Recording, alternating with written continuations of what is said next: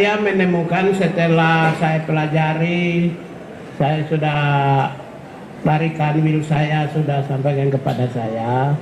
Kemudian dari eselon 1 sampaikan menginformasikan kepada saya akhirnya berkesimpulan begini. Pendidikan ini, pendidikan yang dicanangkan oleh Gubernur Jawa Barat ini, orientasinya adalah peningkatan kualitas sumber daya manusia. Kualitasnya apa? Satu, knowledge, pengetahuan. Yang kedua, peningkatan keterampilan. Yang ketiga adalah peningkatan mental, kualitas mental, produktivitas, disiplin, tanggung jawab. Kalau variabel-variabel ini seirama, senasib, sejiwa dengan hak asasi manusia, ya, berarti nggak ada dong, tidak masuk ke wilayah-wilayah yang bertentangan dengan hak asasi manusia. Yang dikhawatirkan itu adalah yang kemarin saya bilang corporal punishment, seperti orang tua atau di sekolah mendidik anak cubit telinga, tak pukul, mendisiplinkan anak yang berlangsung pada masa pendidikan ala masa lampau. Itu yang kita khawatir. Setelah kami cek ternyata tidak corporal punishment. Jadi ini tidak bertentangan sedikit pun.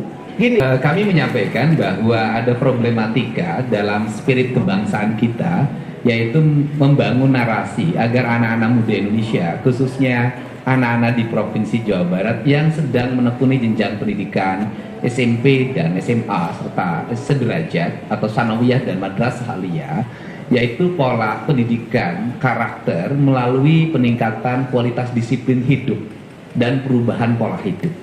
Nah, prinsip perubahan pola hidup itu apa sih yang terjadi? Yang terjadi pada anak-anak di Jawa Barat itu pola hidupnya adalah mereka rata-rata tidurnya jam 4 pagi. Karena waktunya dihabiskan untuk main game online. Kemudian berdampak pada mereka tidak bersekolah. Selain berdampak tidak bersekolah, mereka sering terorganisir secara sistemik melalui kekuatan media sosial, melakukan pertarungan-pertarungan secara terbuka dan tertutup, melahirkan banyak orang yang terluka, bahkan banyak orang yang meninggal. Kemudian yang berikutnya adalah beredarnya obat-obat yang tidak layak dikonsumsi dari sisi kesehatan, yang dijual secara terbuka sebenarnya, berharga di bawah Rp10.000 dengan 3 butir, istilahnya eksimer dan sejenisnya, serta minuman-minuman yang beredar secara luas yang bisa diakses oleh anak-anak SMP. Nah, ini adalah problem yang harus segera diselesaikan. Nah, problem itu ternyata tidak bisa diselesaikan di internal sekolah melalui pendekatan bimbingan konseling. Dan problem itu juga tidak bisa diselesaikan di internal keluarga oleh ayah dan ibunya. Nah, karena problem ini tidak bisa diselesaikan di sekolah dan di keluarga, serta tidak semua problem itu bisa ditangani lewat peradilan anak, maka harus ada upaya jangka pendek yang bisa dilakukan melalui pola pendidikan disiplin siswa. Dalam kaidah bahasa saya adalah pendidikan bela negara dengan penguatan pendidikan berkarakter. Maka kami menggandeng lembaga TNI, karena TNI memiliki pengalaman dalam melakukan pola pendidikan baik untuk kalangan militer maupun kalangan sipil. Di kalangan sipil dikenal namanya prajabatan. Di kalangan sipil hari ini untuk masuk industri banyak yang dilatih di Dodik Pangkodam 3 Siliwangi Lembang untuk membangun kebugaran. Nah, metodologi pendidikannya yang kami sampaikan tadi ke Pak Menteri adalah, yang pertama adalah pembangunan kualitas disiplin. 1, melepas HP. 2, melepas tradisi bermotor. 3, melepas minuman keras. 4, melepas obat-obatan terlarang.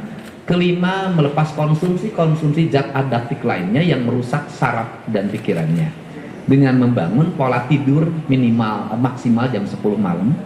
Kemudian mereka bangun jam 4 pagi, mereka mandi, sholat subuh bagi yang beragama Islam, membereskan ruang tempat tidurnya, masuk ke masjid dan kemudian mendapat bimbingan rohani dari kiai yang menjadi bimbingan konselingnya.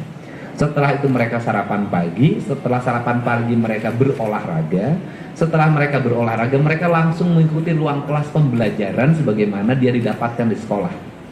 Kami mendatangkan guru dari berbagai tempat, dan kemudian setelah itu mereka salat duhur, kemudian istirahat. Setelah istirahat mereka mengikuti program minat dan bakat melalui pendekatan olahraga.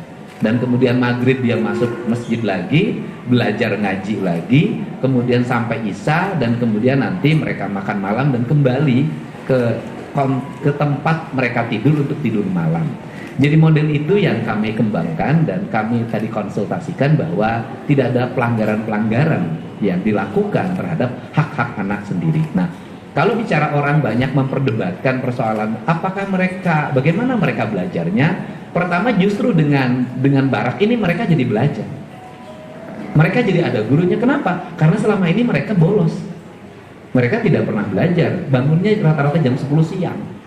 Nah, ini adalah. Kemudian yang kedua, bagaimana lingkungannya di barak itu, di komplek pendidikan itu mereka mendapat lingkungan yang baik. Karena selama ini mereka di lingkungan rumahnya tidak mendapat lingkungan yang baik, di lingkungan sekolahnya tidak mendapat lingkungan yang baik, mereka menjadi anak jalanan. Nah, inilah barangkali langkah yang dilakukan oleh kami, pemerintah Provinsi Jawa Barat dan pemerintah kabupaten kota di seluruh Jawa Barat sebagai bagian upaya kami untuk menyongsong generasi Indonesia Emas tahun 2045. Barangkali itu saja. Terima kasih.